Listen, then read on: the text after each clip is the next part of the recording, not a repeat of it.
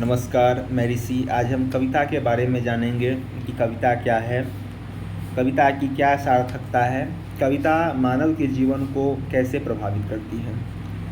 कविता साहित्य की सर्वाधिक महत्वपूर्ण और समृद्ध विधा है। साहित्य मानवीय संवेदना का संस्कार करता है। वह मनुष्य की भावनाओं को परिष्कृत परिमार्जित करता है और समाज को एक नया दिशा देता है। गोपाल दास नीरज, जो एक गीतकार है, कवि हैं, वह परिभाषा देते हैं कि कवि के जीवन के बारे में। नीरज का कहना है कि आत्मा के सौंदर्य का शब्द रूप है काव्य, मानव होना भाग्य और कवि होना सौभाग्य। यानी कवि होना सौभाग्य की बात है। कविता मनुष्य की श्रेष्ठ रचना है। वह स्वप्न भी है, वह यथार्थ भी है। वह एक बेहतर दुनिया के लिए स्वप्न है तो अपने समय संदर्भों से परिचित कराने वाली यथार्थ विधा है। इसीलिए कविता सबसे अधिक तादात्म्य स्थापित करती है। हमारे प्राचीन आचार्यों ने कविता के स्वरूप पर गहरा विमर्श किया। भारतीय काव्य शास्त्र में यदि देखें तो काव्य लक्षण यानी लक्षण, काव्य किसे हम कहें, यानी कविता के क्या लक्षण होने चाहिए, इसको लेकर काफ़ी विचार विमर्श हुए हैं पाश्चात्य काव्य शास्त्र में भी और भारतीय काव्य शास्त्र में। भारतीय काव्य शास्त्र में संस्कृत आचार्यों के द्वारा मत व्यक्त किए गए। किसी ने शब्दार्थ को काव्य माना, किसी ने रमणीयार्थ प्रतिपादक शब्द को काव्य माना, तो किसी ने रसात्मक वाक्य को काव्य माना। तो कविता में रस की सिद्धि होती है और यह रस मनुष्य को आनंदित भी करता है और उद्वेलित भी करता है। प्राचीन आचार्यों ने जो साहित्य और काव्य को समानार्थक माना था, उन्होंने काव्य के अनेक भेद किए थे। प्रारंभ में दृश्य काव्य और श्रव्य काव्य दो रूपों में वर्गीकृत किया गया था। बाद में श्रव्य काव्य को ही 3 भागों में बांटा गया, गद्य काव्य, पद्य काव्य और चंपू काव्य। आज पद्य काव्य को ही हम कविता कहते हैं। कविता में कवि का व्यक्तित्व प्रस्फुटित होता है। हरिवंश राय बच्चन कहते हैं कि मैं निज उड़ के उद्गार लिए फिरता हूँ, मैं निज उड़ के उपहार लिए फिरता हूँ, यह है अपूर्ण संसार न मुझको भाता, मैं सपनों की संसार लिए फिरता हूँ। तो कविता सपनों का संसार भी है। कवि एक बेहतर दुनिया के लिए स्वप्न भी देखता है, बेहतर दुनिया का विकल्प रखता है। वह मनुष्य को मनुष्य बनाने की सीख देता है। इसलिए कहा गया है कि कविता भाषा में आदमी होने की कमीज है। आधुनिक आचार्य रामचंद्र शुक्ल का एक प्रसिद्ध निबंध है कविता क्या है। अप्रैल 1909 में यह निबंध सरस्वती पत्रिका में प्रकाशित हुई और इस निबंध के माध्यम से आचार्य रामचंद्र शुक्ल ने कविता की प्रासंगिकता, कविता की उपादेयता, कविता के लक्षण पर काफ़ी गहराई से विचार विमर्श किया है। कविता सिर्फ भावनाओं का उद्वेग नहीं है, कविता में विचार तत्व होते हैं और ये विचार तत्व हमें मनुष्यता की उच्च भूमि की ओर ले जाते हैं। मनुष्य को मनुष्य बनाने के लिए सबसे अधिक शक्ति कविता में होती है। इसीलिए कविता को साहित्य में सबसे श्रेष्ठतम माना गया है। उत्तर छायावाद के कवि गोपाल सिंह नेपाली कहते हैं, कवि ने जो कुछ जाना, कवि ने जो पहचाना, बनता है वह छंद छंद में, छंद छंद का गाना, बनता है वह भाव लहर में उठता हुआ जमाना। कविता सिर्फ शब्दों का वागजाल नहीं है। उर्दू हिंदी के शायर राही मासूम रजा कहते हैं कि मुझे मालूम न था कि हर एक लफ्ज़ को सदियों ने संवारा होगा, ये जो आए हैं तो कितनों ने पुकारा होगा, मैं लुटाता रहा इस दौलते पे पाया को, और जबकि ज़माने को बताने के लिए मेरे पास शब्द नहीं है। कविता सिर्फ शब्दों का विन्यास ही नहीं है, वह सही शब्दों का विन्यास है। लोक जागरण के लिए सबसे अधिक पहल कविता ने की है। सुमित्रानंद पंत ने कहा था कि वियोगी होगा पहला कवि, आह से उपजा होगा गान, उमर कर आँखों से चुपचाप वही होगी कविता अनजान। भारतीय मनीषा यह मानती है कि वाल्मीकि विश्व के सबसे प्राचीनतम कवि हैं।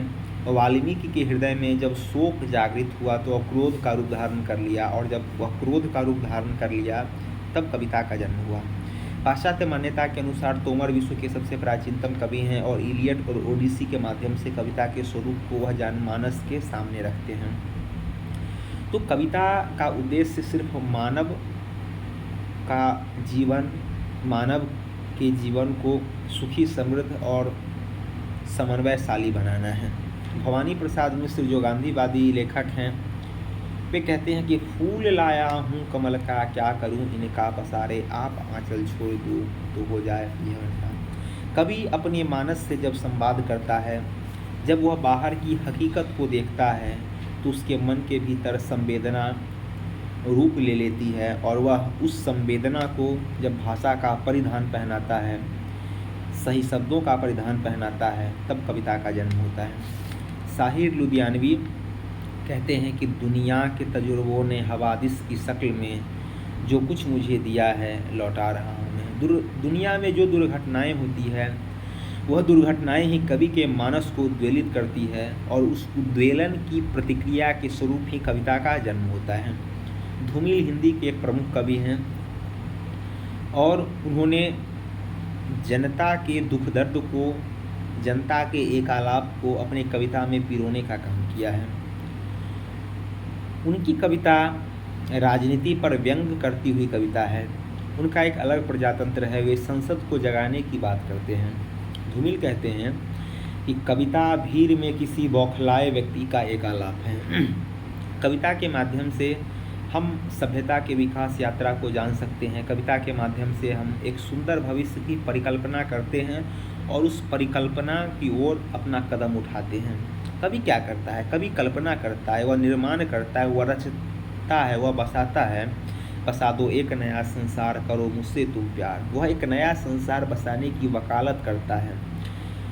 नेपाली गोपाल सिंह नेपाली, जो उत्तर छायावाद के एक प्रमुख कवि हैं, उनका कहना है कि कवि का जीवन एक जगत है, जग के भीतर जग के बाहर। जग का पुण्य वहाँ सुंदर है जहाँ पाप भी नहीं असुंदर। जन्म जहाँ पर मधुर राग है, सधा हुआ जग की वीणा स्वर।